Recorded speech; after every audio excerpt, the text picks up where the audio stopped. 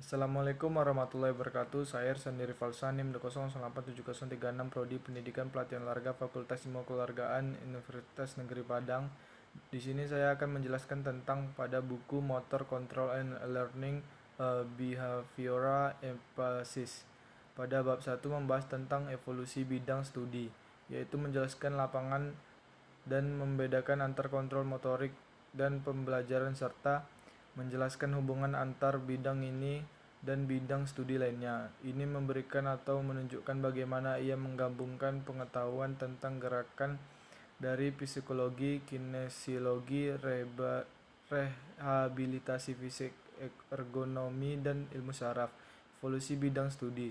Evolusi menurut kamus berarti perubahan. Evolusi memiliki pengertian perubahan dari waktu ke waktu pada satu atau lebih sifat yang diwariskan pada suatu populasi organisme. Evolusi adalah bahwa evolusi hanya terjadi pada sifat yang diwariskan pada suatu populasi, belum banyak dipahami oleh mahasiswa atau masyarakat luas. Perubahan yang terjadi pada salah satu sifat yang tidak diwariskan dalam suatu populasi tidak akan menyebabkan terjadinya evolusi. Memahami gerakan understanding. Momen seorang anak yang belajar memainkan alat musik kedua akan membawa pengetahuan tentang dasar-dasar yang telah dipelajari sebelumnya dan menyesuaikan dengan keterampilan baru tanpa mempelajari kembali apa yang umum bagi keduanya. Dalam pergerakan manusia adalah instrumennya dengan berbagai kemungkinan pergerakan yang dibatasi hanya oleh struktur. Tingkat analisis perilaku. A. Behavioral level of analysis.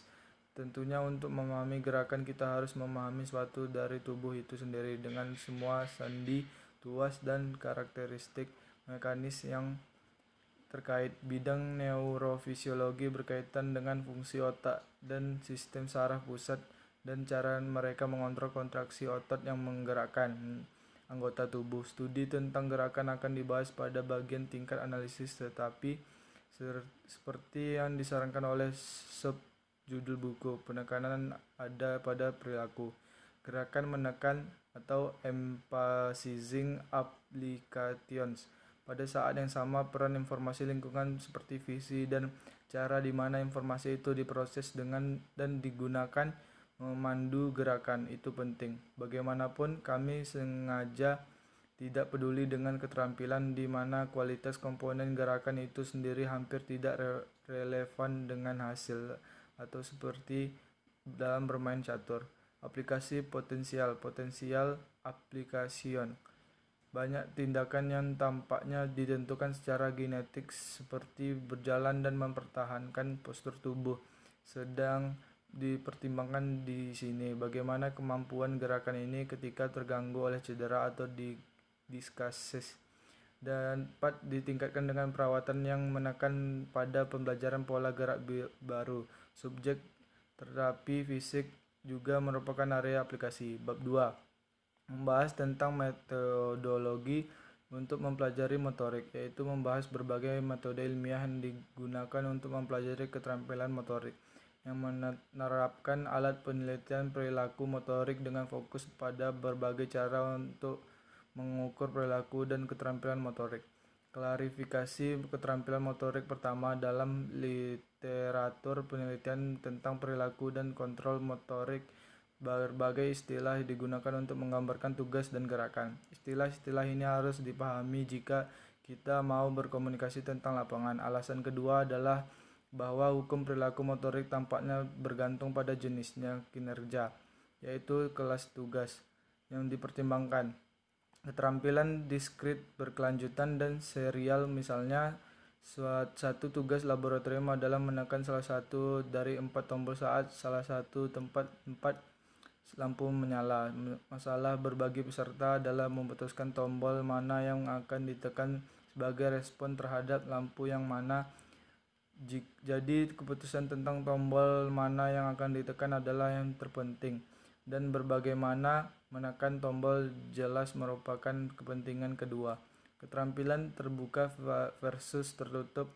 Contoh yang bagus adalah tembakan penalti di hoki es.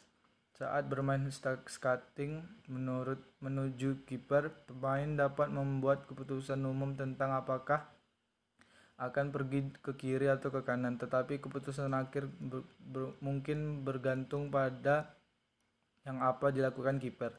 Contoh lainnya adalah mengemudi di jalan bebas hambatan yang sibuk. Pertimbangan dasar dalam pengukuran dapat mengukur tingkat keterampilan yang ditunjukkan oleh seorang pelaku dengan cara yang dapat diterima secara ilmiah. Beberapa kriteria sistem pengukuran yang baik adalah A. Objektivitas sistem, B. Keandalan stabilitas secara pengukuran, dan C. Vitalitas pengukuran perilaku motorik.